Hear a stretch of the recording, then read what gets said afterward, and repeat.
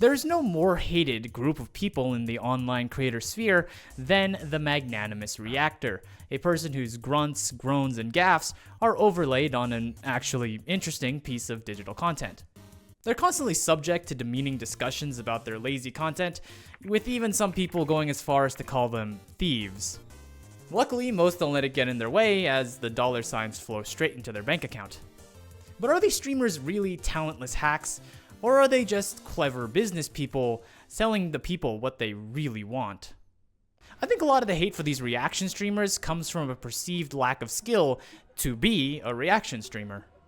After all, I don't get paid when I stream legally films and anime to my friends on Discord and we host our little watch parties. Why does this XQC guy get paid the big bucks to do the same? Realistically, what these reaction streamers are doing is trying to tap into our most primal desires, our desire to share. People tune into these reaction streams the same way that, a cat brings home its prized kill, hoping to show appreciation for a deceased bird.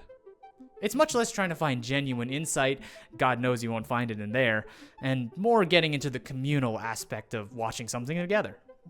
But that still doesn't answer the question, why do these basement-dwelling ne'er-do-wells gather so many views, and why can't I do that?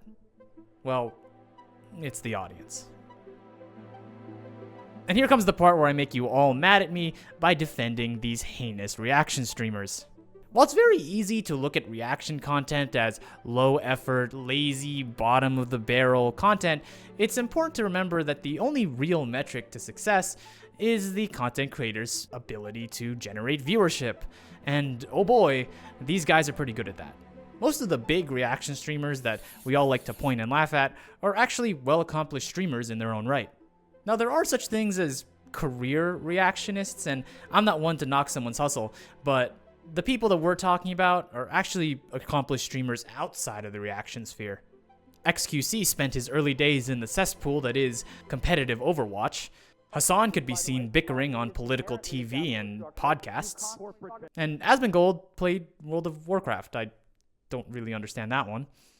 These people have cultivated and grown so many parasocial relationships that pretty much anything they do on stream will be well received and well watched, even idly watching YouTube videos.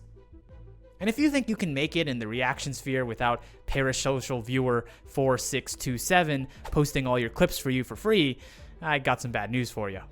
Looking at these reaction streamers as talentless hacks is kind of like looking at a sports commentator who goes, "Yep, that one looks like a first down, Jim," and going, "This guy doesn't have any skill." Skipping over the 10 years as a coach, 14 years as a player that he had to get that cushy job. Really, these people are just completing the side quests of streaming at this point.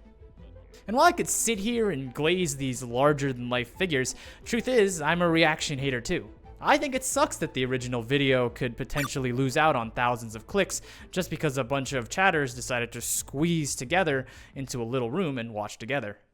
And in the end, all they're doing is just continuing the long-standing tradition of paying your favorite artists with exposure.